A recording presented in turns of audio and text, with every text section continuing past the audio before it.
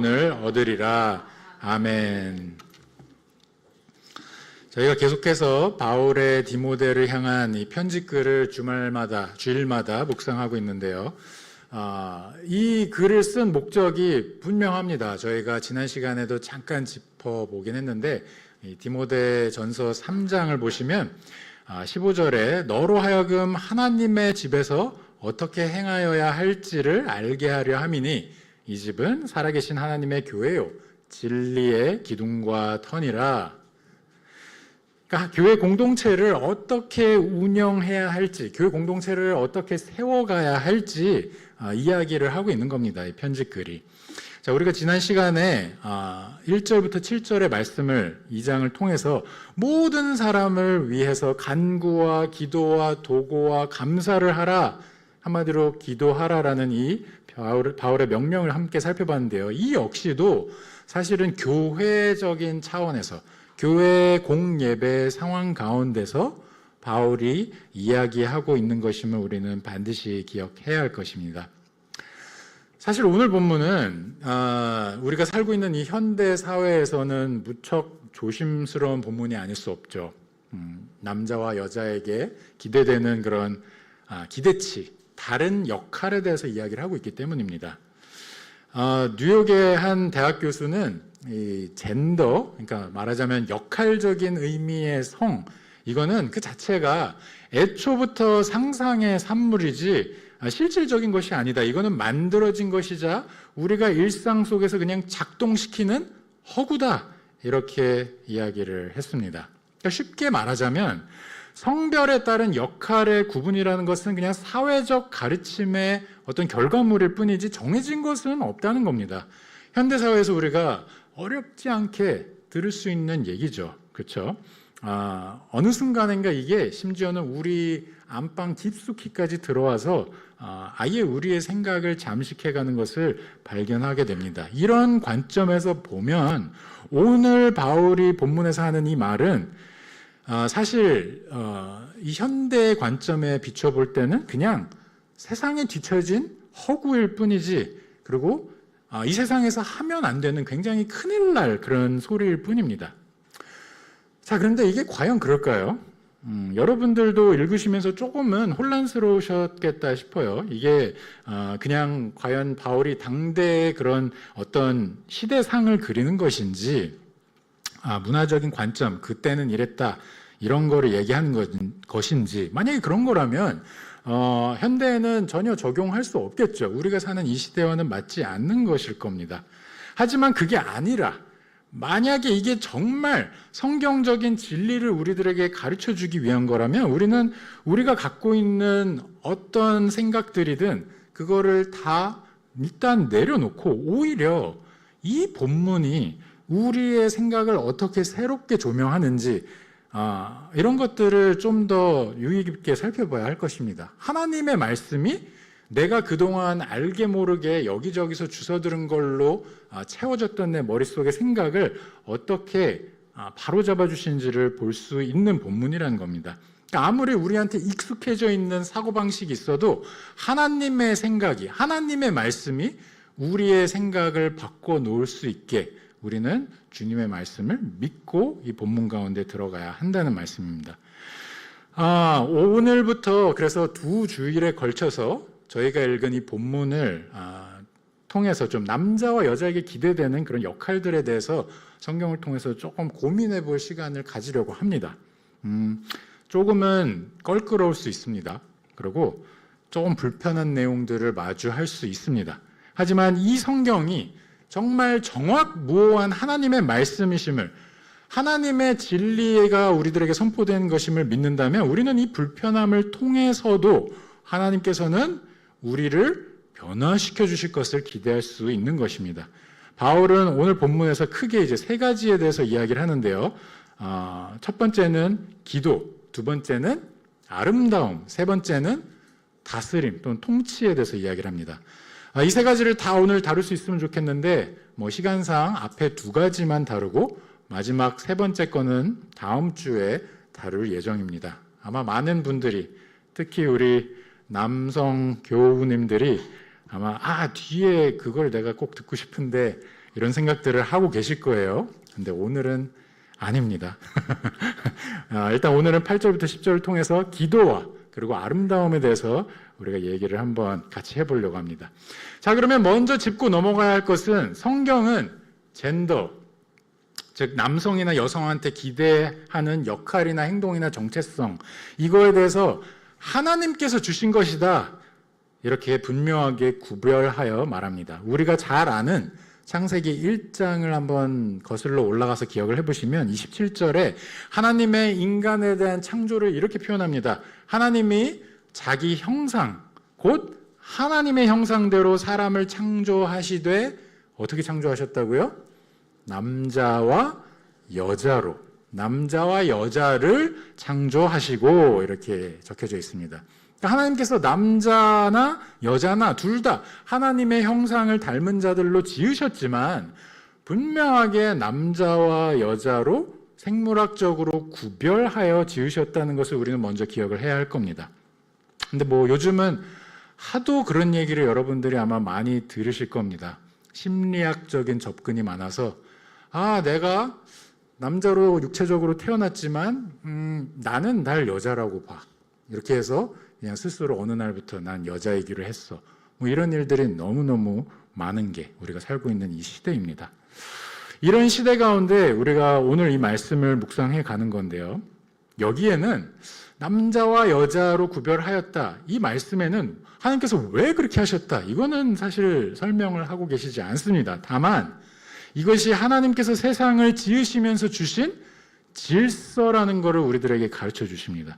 이 질서 안에서, 가정과 교회 안에서 남자와 여자에게 각기 다른 역할을 맡기신다는 것은 전혀 이상한 게 아닌 것이죠. 아니나 다를까 오늘 본문에서 보시면 공예배 상황에서 남자에게 그리고 여자에게 사뭇 다른 역할을 요구하시는 것을 보게 됩니다.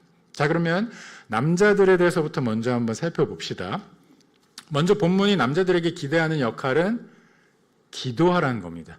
기도자로 서 있는 것을 지금 말하고 있습니다. 8절을 보실까요? 그러므로 각 처에서 남자들이 분노와 다툼이 없이 거룩한 손을 들어 기도하기를 원하노라. 아마 이 말씀을 읽으시는 우리 형제분들이 적잖이 놀랐을 것 같습니다. 보면 그렇잖아요. 왜 교회들 가운데 정말 기도의 자리를 지키시는 분들 보면 대부분 권사님들, 여자 집사님들, 여자 성도님들. 그런데 성경은 남자들을 향해서 요구합니다. 기도하라. 이게 남자들을 향한 하나님의 명령입니다. 여기서 원하노라 이렇게 써 있으니까 바울이 본인의 개인적인 그런 바람을 얘기하나 이렇게 생각하실 수도 있는데, 무슨 기도하면 참 좋겠습니다 이런 좀 누그러뜨린 그런 표현이 아니라 이거는 사실 원어 자체를 보시면요, 권위와 권세를 갖고 있는 명령적인 의미가 담겨 있는 말입니다. 그러니까 하나님께서 직접 명령하고 계시다, 기도하라, 이겁니다. 앞에 7절이랑도 이게 딱 일맥상통하는 게 자신이 사도로 세움받았다는 이야기를 바울이 앞에서 하지 않았습니까? 그런데 결국에는 하나님의 말씀을 대언하는 자로서 내가 서 있다, 이 얘기를 하면서 그 뒤에 이 말씀을 하잖아요. 남자들이여 기도하라. 결국에는 이 기도하라는 말은 하나님께서 기도하라라고 남자들에게 말씀하시는 것을 바울이 그냥 전달하는 것입니다. 자, 그러면 여기서 남자들이라고 표현된 이 대상들은 누구냐? 오늘 본문에 이제 이 포함된 2장과 3장을 쭉 같이 한번 보시면 3장 부분으로 가서 보시면 이제 장로와 집사, 리더의 역할을 맡은 자들, 이런 사람들의 어떤 롤을 이야기하고 있는데, 사실은 남자들 중 리더를 지칭하는 거라고 보셔도 될 것 같습니다. 근데 보시면 각 처에서 기도하래요. 각 처에서. 이게 무슨 얘기냐? 모든 공예배가 드려지고 있는 현장마다 남자들이여, 리드하는 남자들이여 기도하라는 겁니다. 근데 여기에는 보다 큰 그림이 있다는 것을 좀 한번 여러분들께 말씀을 드리고 더 깊이 들어가고자 합니다. 그러니까 곳곳에서 믿는 자들이 일어서는 하나님의 빅픽처가 여기에 담겨 있는 겁니다. 창세기를 보시면 하나님께서 형상대로 그 사람을 지으시고 생육하고 번성하여 온 땅에 충만하게 하시지 않습니까? 여기에는 하나님께서 지으신 모든 처소 가운데 예배자들이 서고 기도자들이 서게 되는, 하나님의 형상을 닮은 자들이 온 땅을 메우면서 그곳 가운데 모두가 하나님께 영광의 예배와 기도를 올려드리는 그런 하나님의 계획이 담겨 있는 겁니다. 근데 실제로 보시면 이 창세기의 정반대편에 있는 계시록에 가서 14장을 보시면 주의 모든 백성을 의미하는 14만 4천 명의 셀 수 없는 무리들이 예수 그리스도의 그 보좌를 둘러싸고 그 모든 새하늘과 새 땅이라는 이 공간을 다 메운 채로 하나님께 기도하면서 어린 양을 찬양하지 않습니까? 이 빅픽처 가운데 남자 리더들의 기도가 있다는 겁니다. 그러니까 공예배마다 그 처소마다 남자들이 기도하는 모습을 통해서 우리는 아주 가슴 떨리는 하나님 나라의 엄청난 계획을 접하게 되는 겁니다.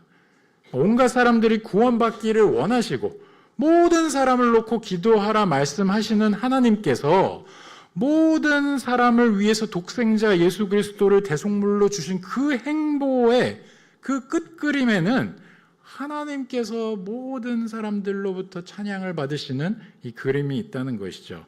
이 흐름을 여러분들이 보셔야 하는 겁니다. 각 처에서 기도자들이 서 있는 것을 말씀하시는 하나님의 뜻에는 이 큰 그림이 있는 겁니다. 선지자 말라기는 이렇게 이야기를 했습니다.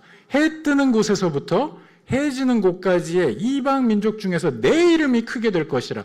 각 처에서 내 이름을 위하여 분향하며 깨끗한 제물을 드리리니 이는 내 이름이 이방 민족 중에서 크게 될 것임이니라.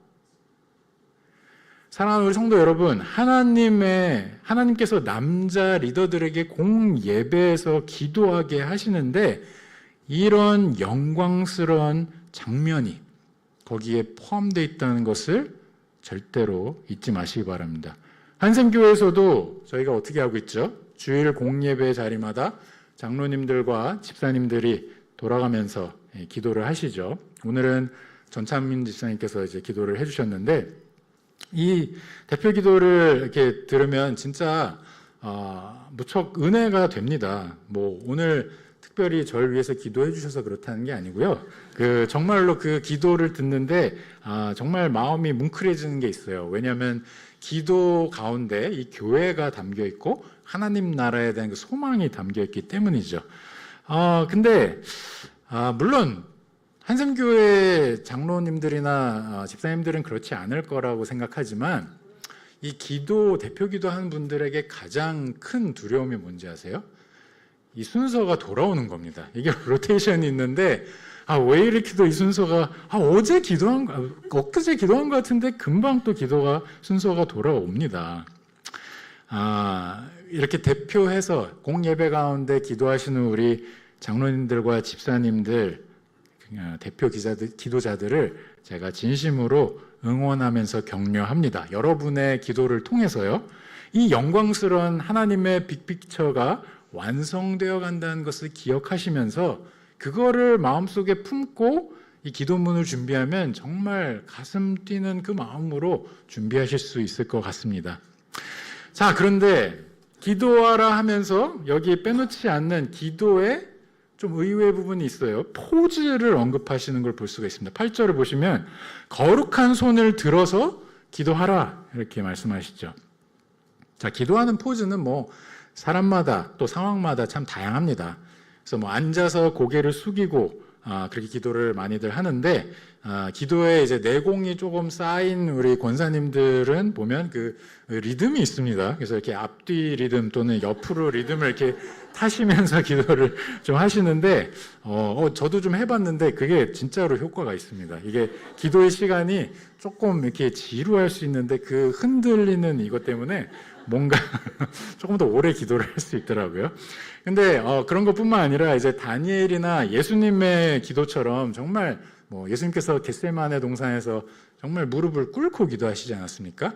또 다니엘 같은 경우에는 매일 지정된 시간에 창을 열고 예루살렘을 향해서 그 성전이 있는 곳을 향해서 기도했던 것을 우리가 기억하죠. 무릎을 꿇고. 그러니까 성경에 보시면 이런 예들도 있고요. 또 모세 같은 경우에는 하나님의 그 영광 앞에서 너무너무 압도되어서 그냥 일자로 땅바닥에 철푸덕 뻗어서 얼굴을 땅에 묻은 채 그렇게 기도를 했던 것을 우리는 기억합니다.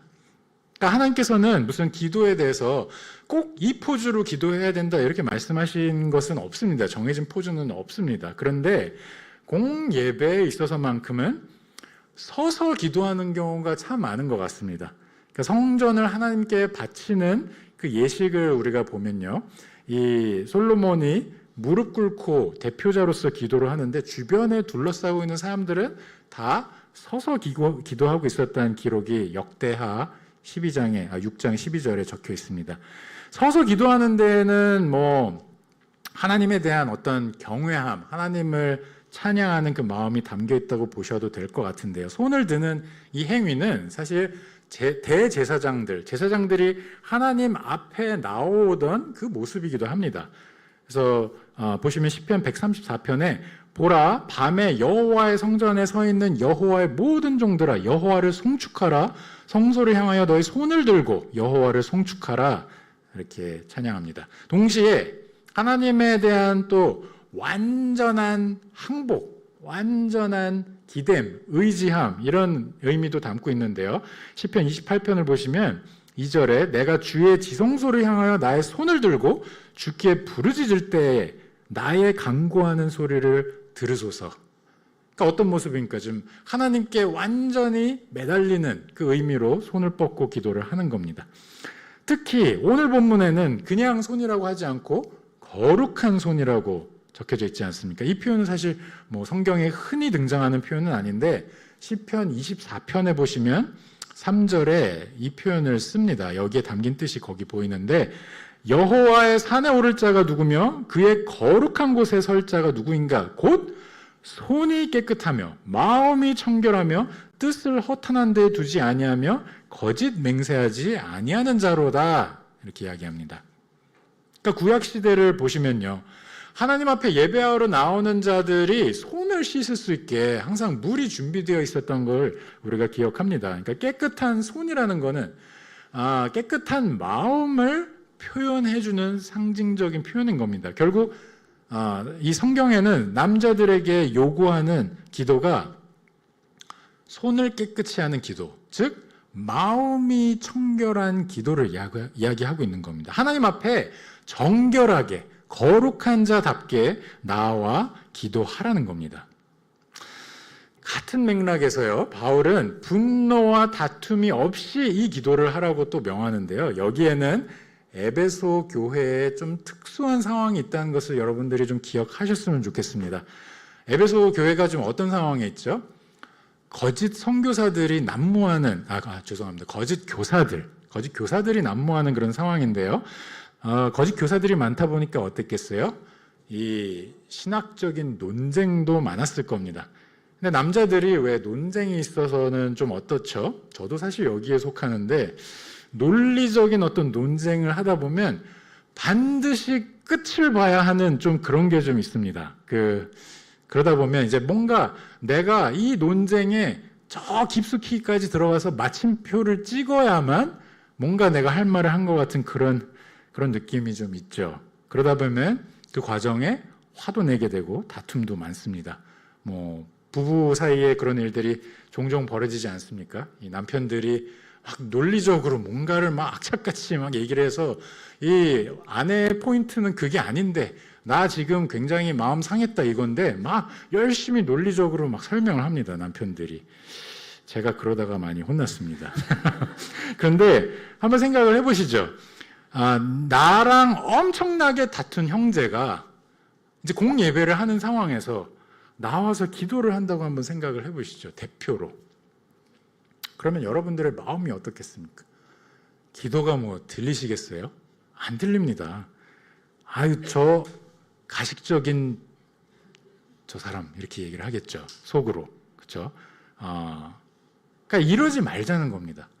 공예배 가운데 그러니까 지금 분노와 다툼 없이 기도하라는 이 얘기는 정말 이러한 상황을 만들지 말라는 얘기예요. 그러니까 예수님께서 마태복음 5장에 우리가 잘 알고 있는 그 말씀을 하셨죠. 그러므로 예물을 제단에 드리려다가 거기서 내 형제에게 원망 들을 만한 일이 있는 것이 생각나거든. 예물을 제단 앞에 두고 먼저 가서 형제와 화목하고 그 후에 예물을 드리라.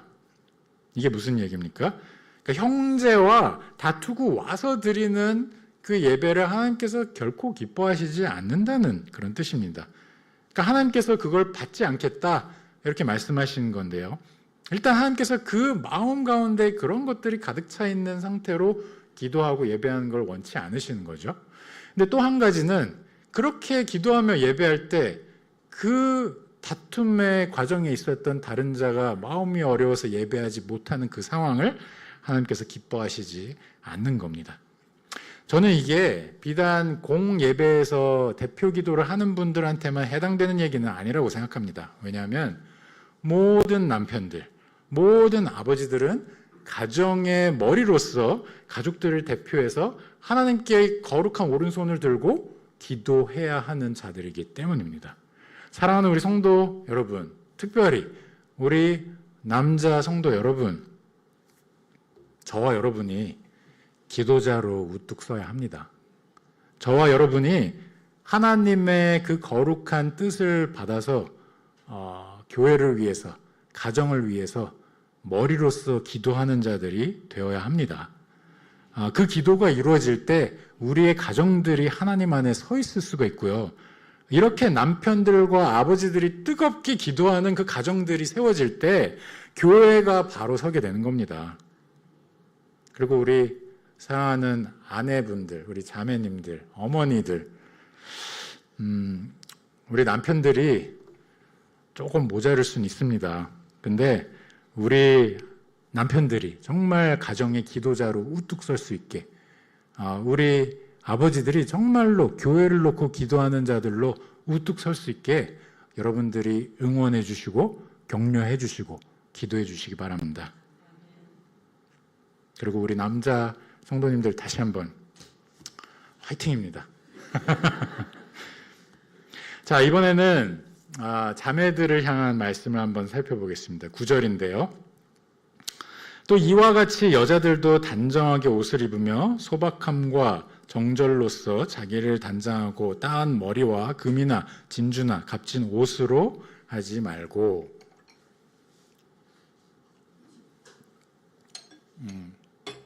사실 이 말씀을 준비하면서 좀 고민을 많이 했습니다.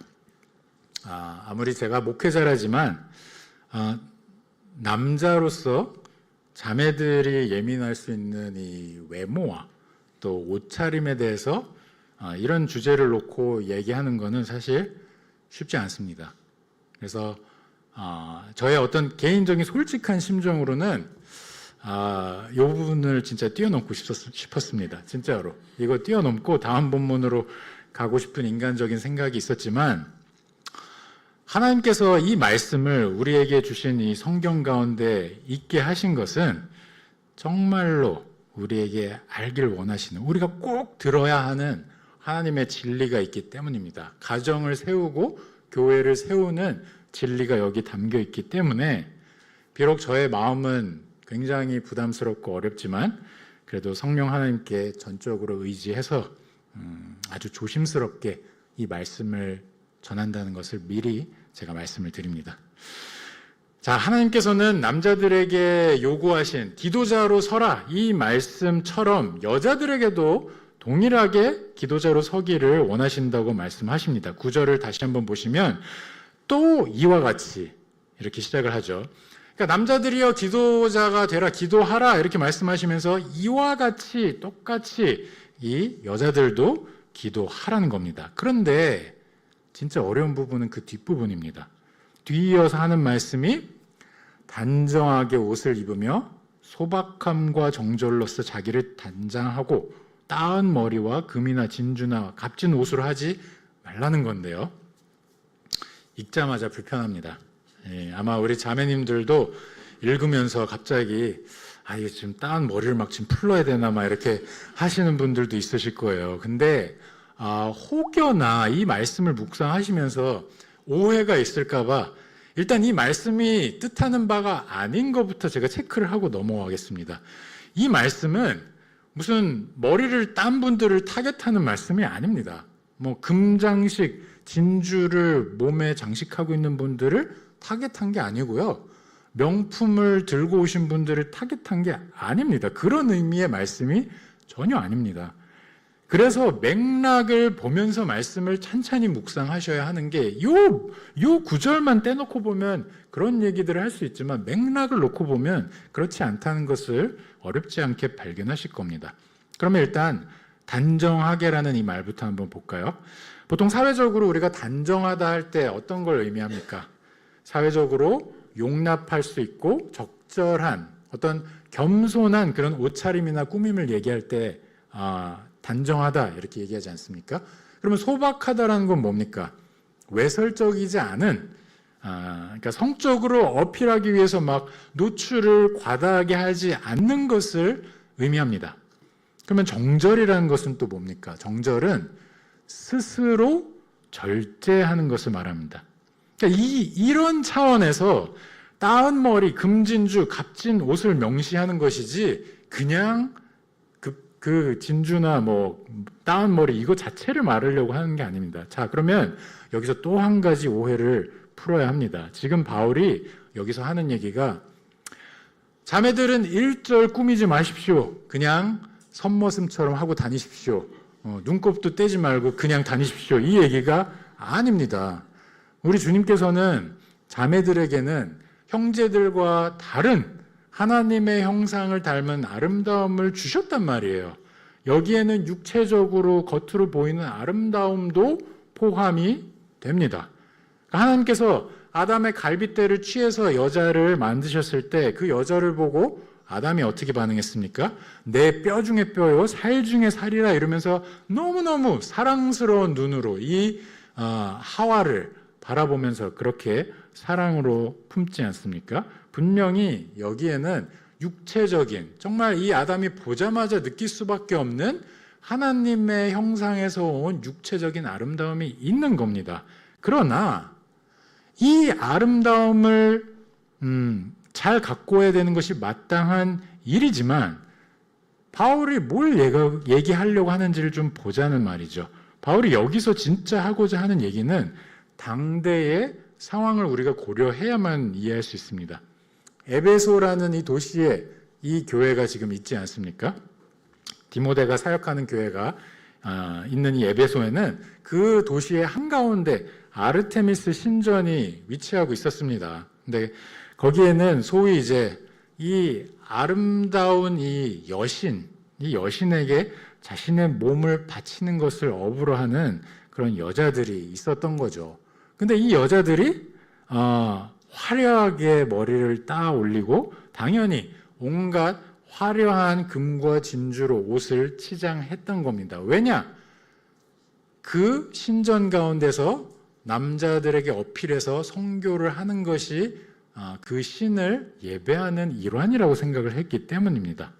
남자들에게 어필을 하기 위해서는 모든 것이 과감해질 수밖에 없는 것이죠. 그런데 어느덧 에베소에 위치한 이 교회의 자매들도 어느샌가 이 사람들을 보면서 저걸 힙한 것으로 이제 여기기 시작한 겁니다. 그래서 자기도 모르게 옷을 그와 비슷하게 입고 예배의 자리까지 나오기 시작한 것이죠. 그렇게 꾸미고 나오기 시작한 겁니다.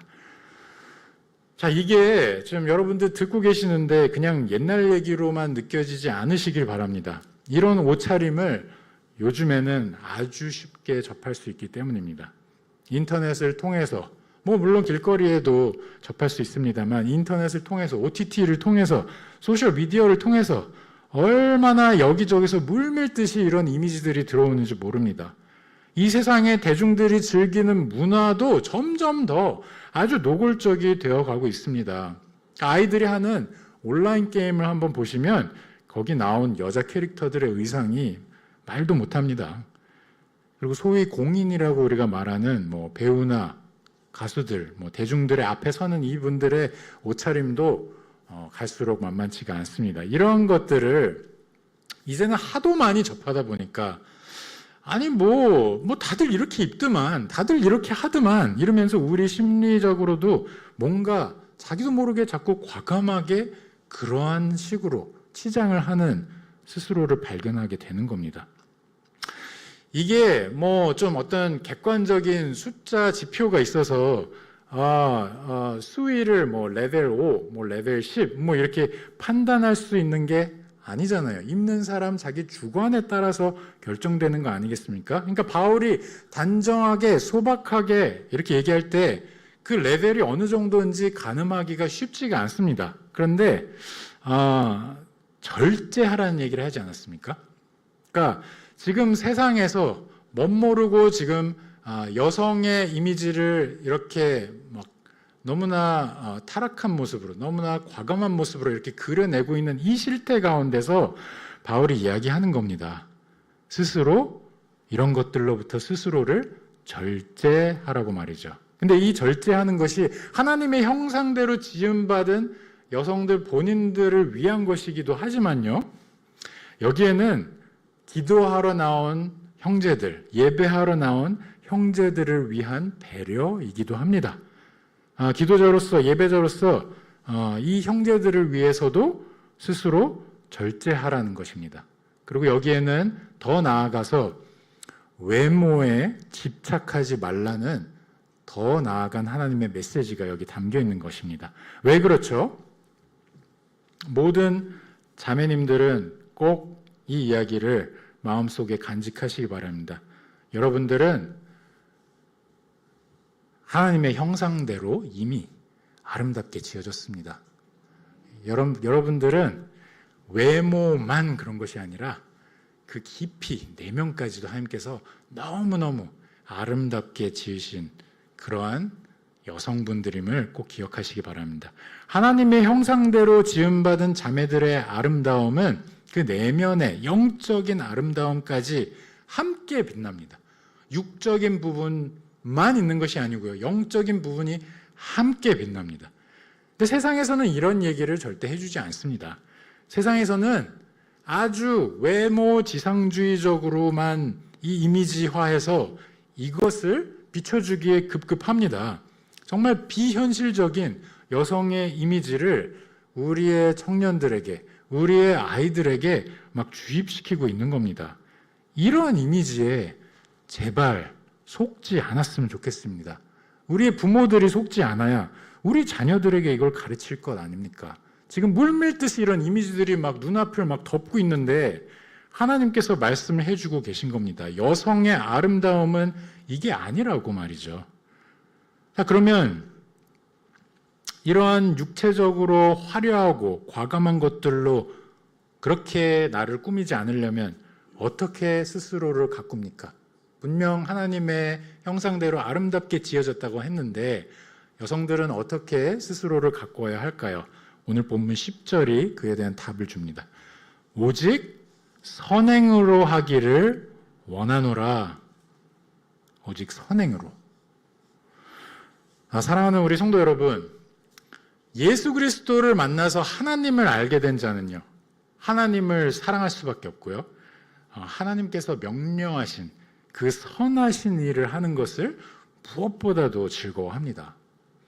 그런데 그리스도께 순종하며 그 삶을 살아내기에 힘쓰는 이 자매들에게는 그 어떤 옷이나 화장품이나 장신구로는 표현될 수 없는 아름다움이 가꿔진다는 것을 여러분들이 꼭 기억했으면 좋겠습니다. 이것이 우리 성도들이 지향해야 할 아름다움인 것입니다.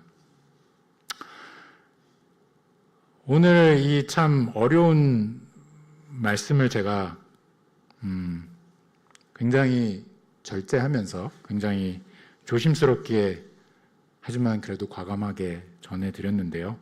여러분들이 이 말씀을 묵상하면서 좀 이거를 기억함으로 좀 여러분들의 삶 가운데 좀 나아가셨으면 좋겠는데요. 일단 첫 번째는 하나님은 무질서하신 하나님이 아니시라는 걸 꼭 기억했으면 좋겠습니다. 하나님께서 세상을 창조하실 때에는 혼돈과 흑암 중에 그걸 몰아내시고 하나님의 질서를 세워서 모든 것들을 창조하셨고 6일간 그것을 이루셨다는 것을 여러분들이 꼭 기억하셨으면 좋겠습니다. 질서에 하나님께서 지으신 질서의 이 세상 가운데 남자와 여자에게도 하나님의 질서가 있고 하나님의 교회와 가정 가운데도 하나님의 질서가 있다는 것을 꼭 기억하시기 바랍니다.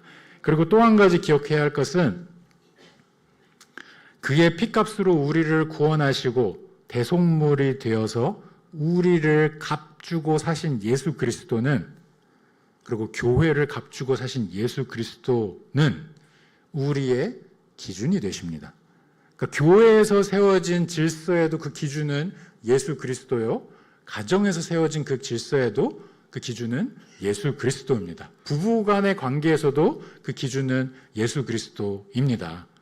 그래서 남녀에게 주어진 이 역할도 이러한 차원에서, 이러한 큰 시각에서 이걸 볼 수 있어야 하고 이것을 이해할 수 있어야 할 것입니다. 그냥 머리 따지 말라, 금장식 하지 말라, 이게 아닌 겁니다. 훨씬 큰 차원의 이야기가 여기 들어있고 그 일환에서 행동 강령이 나오는 것입니다. 이 예수님께서 모든 것의 기준이 되시는, 창조와 구원의 기준이 되신 예수님께서 하나님을 경외하는 남자, 하나님을 경외하는 여자는 이렇게 살기 원한다라고 제안하시는, 명령하시는 기준이 있는 것입니다. 하나님의 형상대로 영화롭게 지어진 남자와 여자는 그리스도의 형상으로 계속 변화되어가는 과정 가운데 있다는 것을 여러분들이 꼭 기억하셨으면 좋겠습니다. 마지막 때 예수님께서 다시 오실 때 그 완성된 이미지를 보게 되고 느끼게 되고 마주하게 될 것이지만, 지금 이 땅 가운데 살아가는 모든 남성들과 여성들은 그리스도의 형상대로 변화되어 가고 있다는 것을 잊지 마십시오. 고린도후서 3장을 보시면 이렇게 표현하고 있습니다. 18절에 우리가 다 수건을 벗은 얼굴로 보는 것 같이 주의 영광을 보며 그와 같은 형상으로 변화하여 영광에서 영광에 이르니 곧 주의 영으로 말미음이니라. 여기서 지금 영광에서 영광으로 표현하지 않았습니까? 다 헤아릴 수 없는 하나님의 그 크신 영광, 창조의 때부터 하나님의 형상대로 지어진 그 영광 가운데 놓였던 남자와 여자를 마지막 때에 그리스도께서 다시 오실 그 놀라운 찬란한 그 새하늘과 새 땅 가운데서 그 영광으로 하나님께서 인도하신다는 겁니다. 그 과정 가운데 그리스도를 조금씩 닮아가는 그 모습을 직접 성도의 삶 가운데 보게 하실 거라는 뜻입니다. 사랑하는 우리 성도 여러분, 남자와 여자를 하나님께서 이토록 정말 영광에서 영광으로밖에 표현할 수 없을 정도로 이토록 영광스럽게 지으시고 놀랍게 인도를 하시는데, 왜 우리는 엉뚱한, 정말 엉뚱한 이 남자상과 엉뚱한 여자상에 휩쓸려 다닙니까? 하나님께서 보여주신 이 놀라운 그리스도의 이미지가 있는데, 그래서 오늘 말씀을 바탕으로 여러분들께 다시 한번 권면합니다. 하나님의 말씀을 그대로 전달합니다. 우리 남자 교우 여러분, 기도자로, 가정의 기도자로, 교회의 기도자로 우뚝 서십시오. 우리 여자 교우님들, 그리스도를 닮은 선한 아름다움으로 빛나는 그러한 아내요, 그러한 엄마요, 그러한 믿음의 선배요, 후배로 우뚝 서 주시기 바랍니다. 여러분들이 서 있는 그 모습이 세상에서는 찾아볼 수 없는 가장 아름다운 남자와 여자의 모습입니다. 다 함께 기도하시겠습니다.